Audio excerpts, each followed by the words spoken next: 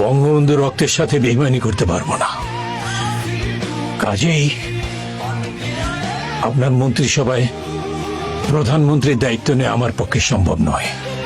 আমার নেতা নেই, আমার কবি নেই, আমার মুজিব ভাই নেই, কাজে আমিও নেই। আপনি বা কি করে ভাবলেন যে শেখ মুজিবের রক্তের উপর দিয়ে তাজউদ্দিন প্রধানমন্ত্রী হবার প্রস্তাব গ্রহণ করবেন? মুজিব আমার নেতা, আর আমি কোনোদিন বেঈমান নই। যেখানে বঙ্গবন্ধু নেই সেখানে নজরুল থাকবে কেন?